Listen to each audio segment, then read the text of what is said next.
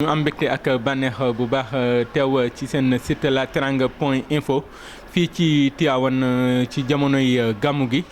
ñi ngi ak Abdou Ndéné Sall monsieur le ministre doon secrétaire d'État au réseau ferroviaire li jëm ci wàllu saxaar si liggéey yi ñu war a xàll ngir nguur gi mën kaa amal moom ñu dénk ko moom mooy coordonnateur APR tamit ci diwaanu Tivaouane moom Abdou Ndéné Sall tey jii ci Tivaouane yem ak gàmmu gi ñu koy dalal di ko waxtaanal. D'abord ñu nuyoo balaa ñuy dikk ci waxtaan. maa ngi leen di nuyu yéen ñëpp di si seen auditeurs yi surtout waa teranga.info maa ngi leen di nuyu seen auditeurs yi vraiment di leen ñaanal jàmm di wax ne que di leen remercier aussi di leen féliciter parce que dañuy wax toujours la communication ça réduit les incertitudes donc boo amee communication ku la koy jàllaleel donc koy gërëm parce que problème bi mooy mënoo wax ak ñëpp. te communication bi dina tax nga dem wax ak ñëpp dégg la bu ko defee lu bari lu lëndëmoon ci diggante nit ñi mu leer ba nga xam ni loolu ça réduit les sources de tension et sources de conflit moo tax communication dañ leen di gërëm rek ci loolu yëpp. important fi nga duggee loolu sax dañuy permettre ñu mën a wax dernièrement bi ndawi COJER yi daje. bi yaa ma xaw a inspiré foofu président daa am lu mu wax. mu ne gars yi nañuy génn communiqué bàyyi tëju beeg gars yi doon am xaalis léegi quoi waa APR yi wax boobu est-ce que gis nga sa bopp ak tamit loolu mu wax nan nga ko gisee maanaam génn wàccee seen bopp gën a am humilité wàññi arrogance beeg ñoomin seen nan nga gisee kàddu googu. donc man loolu moom président Macky Sall d'accord naa ci li mu wax mais man loolu dalu ma parce que boo ñëwee fii sama kër la boo ñëwee fii gis nga ni y a même pas de garde corps tu viens boo ñëwee da ngay dugg. bi nga ñëwee dugg nga ba ci egsi ci man te kenn téyewu la kenn waxu la dara parce que dama am jàmm ak nit ñi di wax ak ñoom xam ni yàlla mooy maye lii ñu nekk nii tey yàlla moo ñu ko may donc boo gëmee yàlla da ngay xam ni que yàlla moo la ko may jaarale ko ci nit ñi ñoo tax ñoo woteel président Macky Sall wóoru ko teg ko ci kanam ci réew mi muy dawal donc képp ku topp ci président Macky Sall da nga ko war a nekk en alignement stratégique avec le président Macky Sall président Macky Sall insolence mooy nekk di wax loo xam ne waroo ko wax loolu daf ko sib l'insouciance mooy que nga nekk ti insouciant quoi toppatoo nit ñi toppatoo kenn loolu daf ko tere ak la violence loolu daf ko tere trois yooyu la violence l'insouciance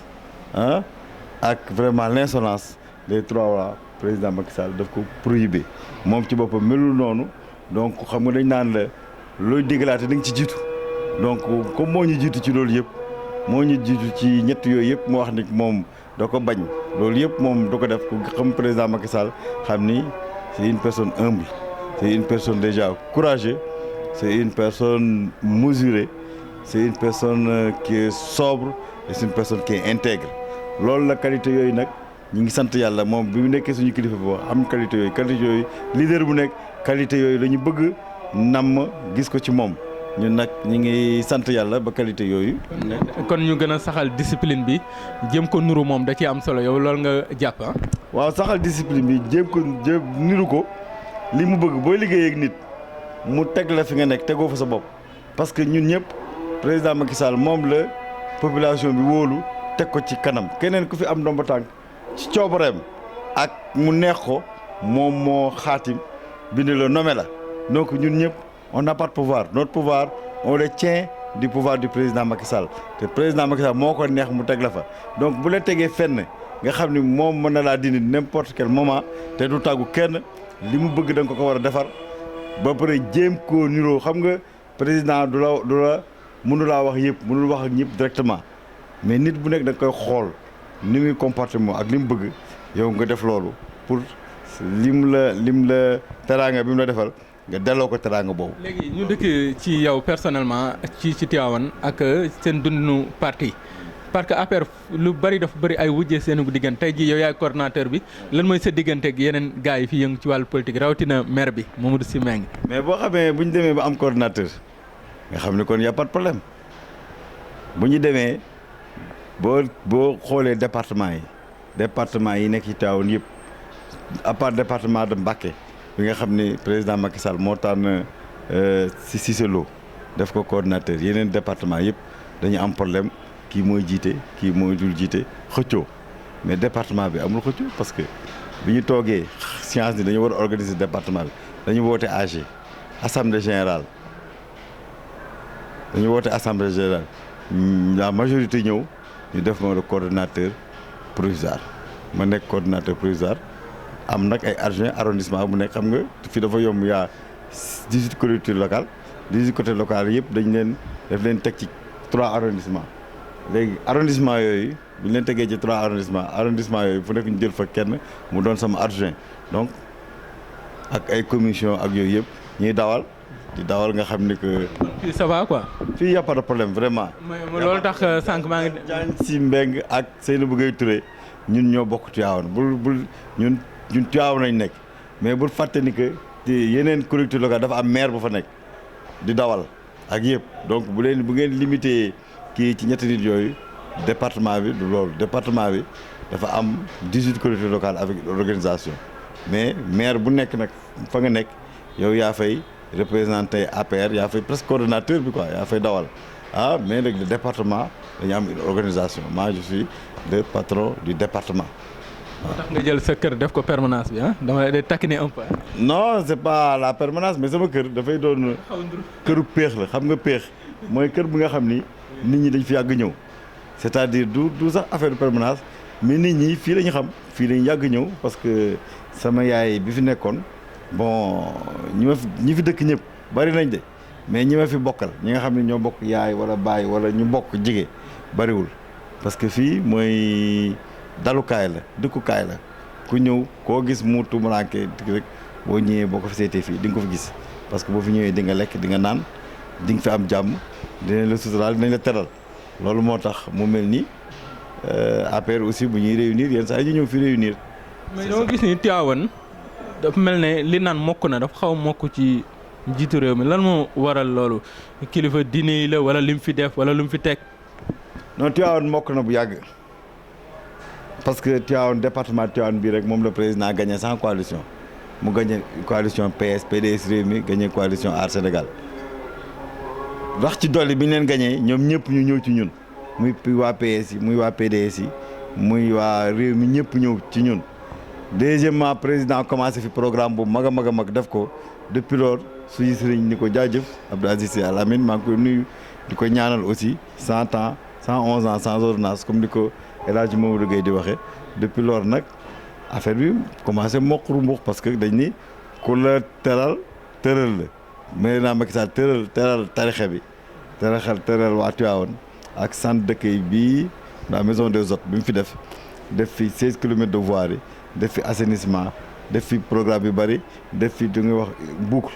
benn boucle yi nga si ne Sénégal boo dee Tivaouane léegi benn voirie boo ko wër les rocades est rocade ouest benn voirie moo wër tëj Tivaouane mu am 4 portes d'entrée benn porte d'entrée sur Dakar benn porte d'entrée venant de Saint-Louis benn porte d'entrée venant de Mboro ak benn porte d'entrée venant de Khombol mu nekk ville bu nga xam ni bu ñu demee ba ci biir am la grande mosquée mooy loolu la centralité de Tivaouane léegi rocade boobu bu ñu demee agrandi dañuy defaat beneen rocade bu ko wër mu doon ay rocade ay cercle yu wër Tivaouane ci biir mu am li ñuy wax des pénétrantes mu am ay yoo xam ne day jóge ci rocade bi dem ci rocade beneen bi mu toog mu doon vraiment une ville économiquement viable avec toutes les infrastructures parce que infrastructure boo ko defee ci dëkk rek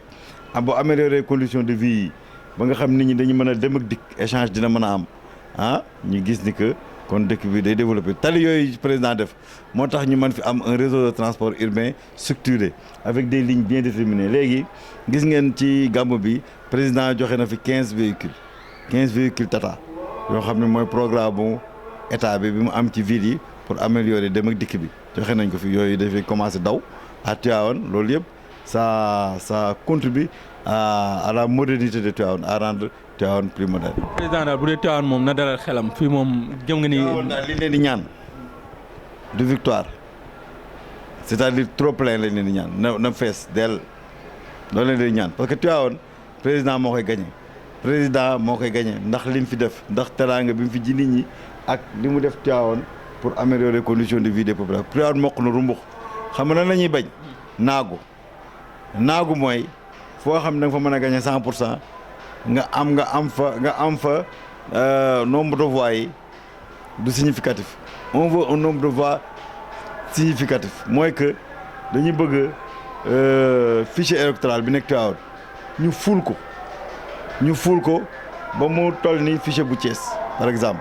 ñu ful ko xam nga fii fichier électoral département Tivaouane ay à peu près 120 000 la dañu bëgg mu dem ba ay 250 000 300 000 bu boobaa bu ñu ko defee loolu bu ñu ko defee victoire bi ñuy am fii au niveau Tivaouane dina significatif au niveau du Sénégal parce que day fekk nit yu bari voté parce que fii wóor nañu président moo koy gagné mais moo tax ñu organiser fii dañoo organiser pour inscrire ñëpp dañu organiser jël 50 personnes yooyu ñooy rangal nit ñi xam nga nit ñi yenn saa yi pour dem am carte d'identité rang bi ak xaar bi moo leen découragé ñu ne dañ jël 50 personnes di leen fay ñoom ñooy rangal nit ñi bu ñuy rangalee nit ñi ba seen tour ñëw ñu jël oto jëli ñooñu ñu ñëw ñu defal. est-ce que lu ko gënoon jaaru mooy ñu dikk ci politique mooy ministre de l'intérieur aussi tam yokkoon commission yi. commission yi test la woon xam nga amul problème xam nga commission yi ñu doon def test la woon léegi moom yokk na commission yi ba nga xam ni que dinañ mën a am au moins 5000 le fichier actuel 4500 millions de votants dina ci am te bu ci mënul am nous avons pris les dispositions pour que carte d'identité yii ak carte électeur yi nekk ni valable donc nous avons aucun risque pour élections yi mu nekk des élections significatives des élections transparentes et des élections qui ñu mën a wax ni mën nañu gëm ni kii élections yu baax la. parce que 2017 dina am le 2 juillet. le 2 juillet 2017 président daf koy amal le 2 juillet 2017. la ñuy def tombe ak koor gi. même bu tombee koor gi parce que Sénégal yi nañu xam ni que koor gi ak bañ a koor bu dee taw xam nga loolu mooy tax xam nga développement day tax quelle que soit les conditions atmosphériques nga mën a dem def li ngay def Sénégal bu tawee tuuti rek nit ñi toog du ñu liggéey ndax taw na wala dara loolu la war a bàyyi c'est pas parce que woor la boo wooree man ngaa xëy voté ji suba la xiif taxul bañ a voté. mais dama gis mu dalal opposition yi fan bi ñu génn mu am ñu ko rafetlu gis ni mu woon ñàkk ginnaaw lettre bi nga ko bindee lettre bi ñu jógee ci opposition bi xaajaloo ñu ne président la mu waxoon rek ca la ne maanaam opposition bi la bëgg a tas. loolu non président vraiment ñooñu xamuñu président opposition bi tas ak bañ a tas moom la yemale parce que le président dafay liggéey pour le plus grand nombre le président considéré wul du waxul li partem teg ko ci kaw nit ñi xam nga lu mu def lu mu wax man naa liggéey pour l'ensemble du pays naa améliorer les conditions de vie des populations moo tax mu teg un programme PSE nga xam ne dafa équilibré comme trépied avec ñetti branche transformation structurelle de l'économie croissance branche développement capital humain de capital humain protection sociale développement durable ak branche institution paix sécurité donc yooyu la teg dafa teg un programme bi nga xam ni c'est sur 20 ans 2015 2035 xam nga ñaari moom ces deux mandats réunis font 12 ans donc il a fait un programme bi nga xam ni ça dépasse même l'horizon de son mandat donc kooku dafa bëgg liggéeyal Sénégal parce que dëkk boo koy bëggee il faut nga am une stratégie de long terme parce que dëkk kenn du ko mën a changer dans le court terme stratégie long terme boobu ba nga teg un programme bi nga xam ni ñëpp d'accord ci même après boo fi jógee ñu mën ko continuer parce que mën a opposition ou pas moom da leen di jéggi jàll quoi. non li président li fi jot a def opposition ou pas daf leen di jéggi jàll vraiment mais nag baax na dëkk di am opposition mais parce que président secteur boo jëlee tali moo ci champion parce que année bu nekk dina def 100 kilomètres de plus boo jëlee autoroute à péage 32 kilomètres lañ fi bàyyi depuis 60 ba léegi 32 kilomètres lañ fi def moom en 4 ans def na 36 kilomètres boo jëlee raay bi depuis 1885 dañ ko abandonné woon depuis 1880 dañ ko fi defoon après ñu régime bi fi jaar yëpp abandonné ko. boo déggee li ñuy wax nii mais tey bu déggee ku ci mel ne Idrissa Seck par exemple bi mu gisee que sëñ Abdou ci gàmm gi dégg nañ mu ne ñu wootee waxtaan ngir daje mais nee na du ba dugg ci waxtaan yoo xam ne ay baare yëgoo lay doon ak ñoom seen ay politique lii yittee askan moom dafa gis ni moom yéen doxaleen ci yittee askan yéenay wax ni non xam nga boo gëmul dara doo ci dugg am Idrissa Seck bu gëmuloon waxtaan bi dafa envoyé son lieutenant demoon na non Idrissa Seck demoon na parce que dans la vie doo jiital ay nit ba pare di leen faxatal kan la jiital ki mu jiital demul woon Idrissa Seck il était là-bas représenté. li muy wax pour yow li muy wax gëmu ko xam nga Idrissa Seck nit dafa war a gëm boppam gis nga boo gëmul sa bopp doo dem constance gëm sa bopp courageux sobriété loolu moo lay jëlee fi nga nekk. mu yóbbu loolu nekkul ci moom. nekkul ci moom parce que bu ci nekkoon du yónnee Bamba Fall bu kii du yónnee kii son leader la nu mu tudd moom la yónni mu ngi nekkoon ci réunion ba après ngay ñëw di génn di wax leneen parce que moom son parti moom moo ko fa yónni parce que waa ji amul sañ-sañ dem ca réunion bi te yónni wu ko moo fa yónni bu fekkoon ni que xam nañ du fa jëlee dara du fa yónni représentant. léegi ñu jeex na émission bi. merci. ñu koy gërëm ministre Abdou Ndéné Sall doon secrétaire d'État aussi ci bi ñu dénk réseau ferroviaire bi ñu koy gërëm bu baax doon coordonnateur APR ci diwaanu Tivaouane.